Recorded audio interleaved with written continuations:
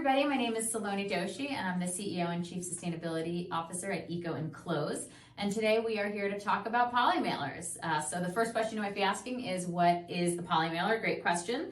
If you ship in polymailers, you already know what they are. If you don't, you may have gotten them before when you order something online, but they're basically these plastic mailers. They're flat plastic, really thin, and they're used to ship apparel and other soft goods like, socks or like fabrics and yarns and things like that. But it's basically, this type of item, and a t-shirt or some apparel would go in it, and you seal it, and then this is what gets sent to you in the mail. So that's what a polymailer is. It might seem like a polymailer, like every polymailer is exactly the same, but actually they're very different, and there's a lot of different features and characteristics that will set them apart. And today we're going to talk about those different features and what makes one more sustainable than the other. So first we'll talk about features. So there's a couple. The first is color. You can see that EcoEnclose offers two particular colors. One is this gray polymailer, and then we also offer this ivory polymailer. Those are the two standard stock offerings that we have. But there's also a variety of different other colored polymailers on the market. And the other thing to keep in mind is thickness. And so if you grab a polymailer, you can always order a sample from our site to grab them. You can sort of feel how thick it is. Ours are 2.5 mils. So mils is how they measure it. And that's a pretty standard, good thickness of a polymailer. You can also get a 3 mil polymailer. We don't offer them. We just think it's stronger and it uses more material than it needs to ship a fabric item. So that's a little thicker. And then you can also find a 2 mil and sometimes even a 1.5 mil. And those are incredibly thin. While they might serve their function, they oftentimes have, we think, like a slightly cheaper feel to it, and they are more prone to puncturing. So that's why we stick with the 2.5 mil, but those are the things to think about when it comes to thickness. Another thing to think about is the seal strip. So ours has 2 seal strips, this first one and the second one, and I'll show you how they get used. So the seal strip is, this is your polymailer, and you are going to fill it up, and then you take the top, you take that top seal strip, and you go like that. So now it's ready to go, and then you ship it to your customer. That customer, after they open the polymailer, would basically have another usable polymailer. So once you take it out, this thing can still be used because it has that second seal strip. So you might be asking, what would they use it for? The main reason they would use it if they were going to return or exchange something. It's so cool to be able to use that original package to do that reuse, do that return or that exchange, and it makes a much better customer experience to do so. If that's not possible, if that's not what they need, if they're going to keep that item, which is great. The other thing, they could also save it for their own shipments if they're shipping something to a friend or something like that. So it's a really cool way to get a second use out of that polymailer before it gets recycled.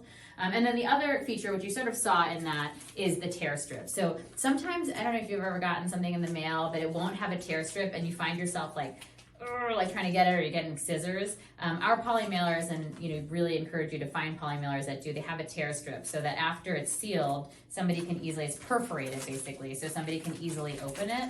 That's a much better customer experience than somebody sort of like trying to tear it apart. And so we really encourage you to look for a tear strip. Right. One other feature to talk about when it comes to polymailers is whether or not they have a gusset. Ours do not have a gusset. So first I'll show you what a gusset is. A couple of our paper mailer options do have gussets. And so a gusset is basically usually on the side, sometimes on the bottom, but this ability to expand it to a certain thickness. Our polymailers don't have that. As I said, you can find them that do. In general, we have found that it's not necessary. It's just adds material to the polymailer, and it's not really necessary, because a polymailer, unlike a paper mailer, can expand so much and sort of be flexible to work with. We haven't necessarily found that it was necessary, but if you did, you can find options out there that have the gusset. All right, so the next thing to look at when it comes to a polymailer is sustainability. So if you're watching this, hopefully that means that you're looking to make sure that you're shipping in ways that you can be proud of and choosing sustainable packaging. And if that's the case and you're using a polymailer, you really want to make sure you're looking for a more eco-friendly version of that polymailer. And so a couple things, I think the main thing to look for is how much recycled content is in your polymailer. Ours have 100% recycled content, and go even a step further, not just asking how much recycled content is in them, but how much post-consumer waste.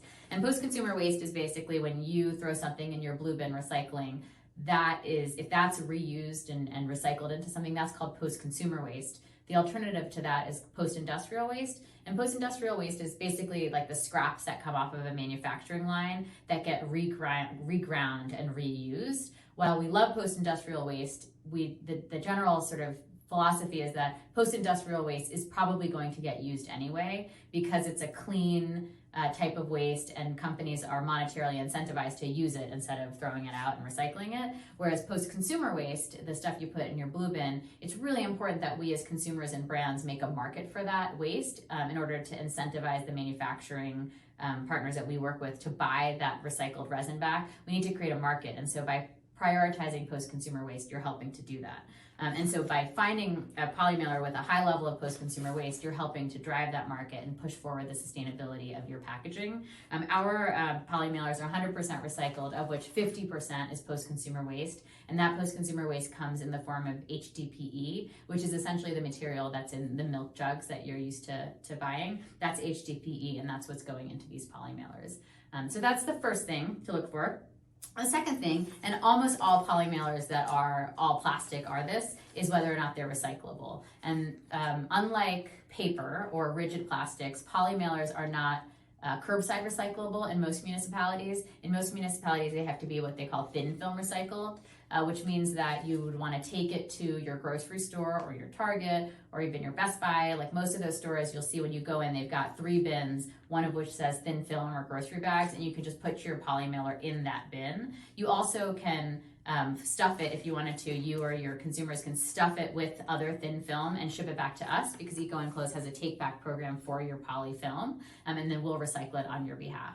So those are the 2 main things. The other thing we really encourage you to look for is where those polymailers are manufactured. Ours are manufactured in the US, in the Midwest, and we've really focused on prioritizing a domestic supply chain for a couple reasons. The main, one of the most important ones is we are really focused on building a recycling supply chain in this country. And the way to do that is to source the packaging that is recycled in this country, because now we know that it's the milk jugs that are going into our polymailers are actually from the US versus recycled content getting shipped overseas in order to be turned into a product that then gets sent back to us. So that's one of the biggest reasons. We also believe really strongly in just creating a strong, sustainable supply chain and economy in the US, and also manufacturing things as close to possible as to where they're going to be used to minimize those shipping emissions. So that's a big part of what we're focused on. The other thing we found in working with a domestic supply chain is that we've really been able to do a much better job verifying the source material that goes into it.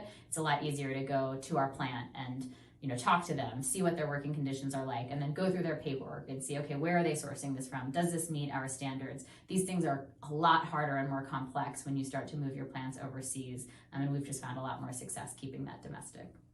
So things to avoid when it comes to sustainable polymailers. One of the main things we really recommend that you avoid is compostable polymailers that are somewhat newish on the market. They're made with a combination of PLA, which is a type of bioplastic that comes from corn for the most part, and then the combination of PLA and PBAT. And PBAT is the type of plastic that actually comes from fossil fuels, but it's a highly biodegradable fossil fuel plastic. And the blending of the 2 creates this PLA PBAT compostable polymailer.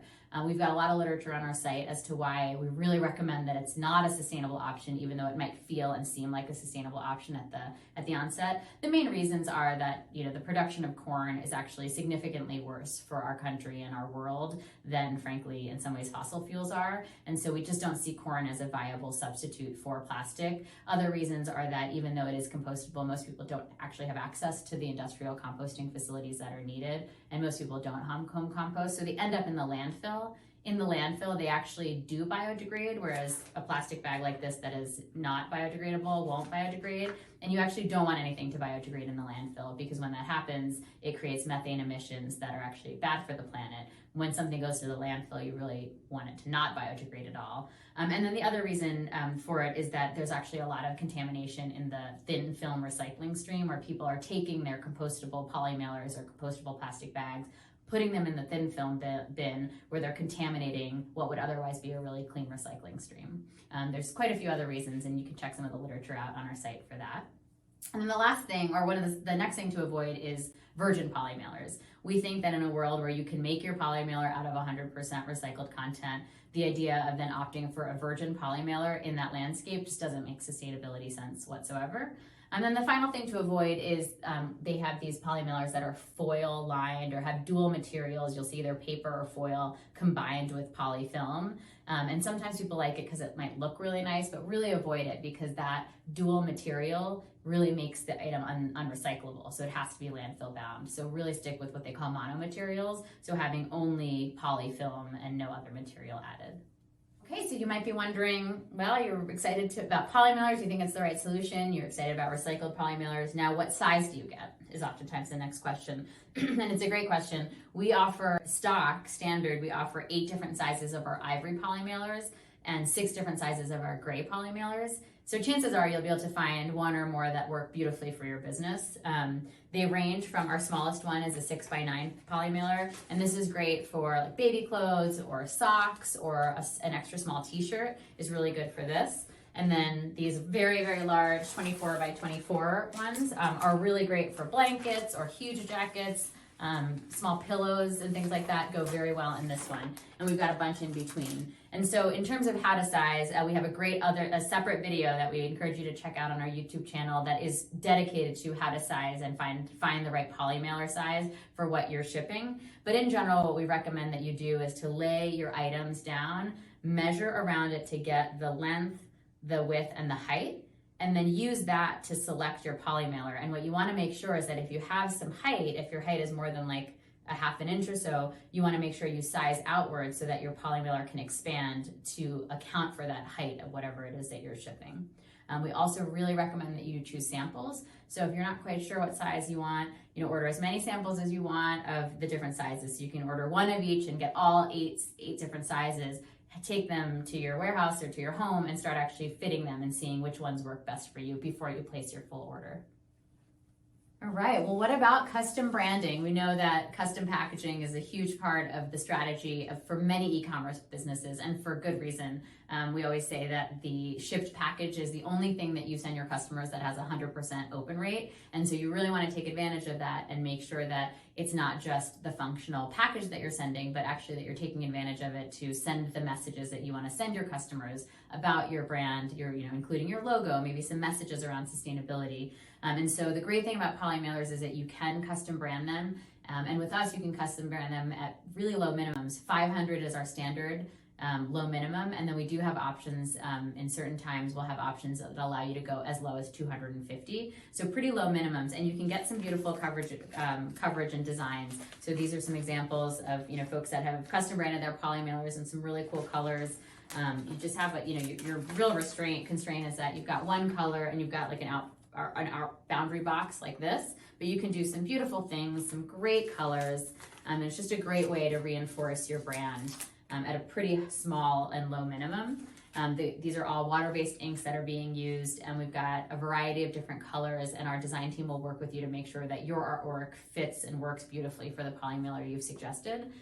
If you are an enterprise brand, so maybe a brand that's shipping 1,000 or more orders a week, you might be able to sort of go up to what we call our inline printing. And with inline printing, which is where the bags are printed before they're converted, with post-production printing, we're really printing, here's the mailer's already made, and then we're printing bag by bag afterwards, and that's what allows us to do those lower minimums. With inline printing, we're actually printing the film before it gets converted, and if you have those volumes, typically about 25,000 or more, you can do some really cool stuff in terms of printing and customization of sizes and design. Here's some examples. You can do like full coverage, full bleed printing, multicolors, and some of the folks that do this really take advantage of it to showcase their message. Here's another example of a full coverage print.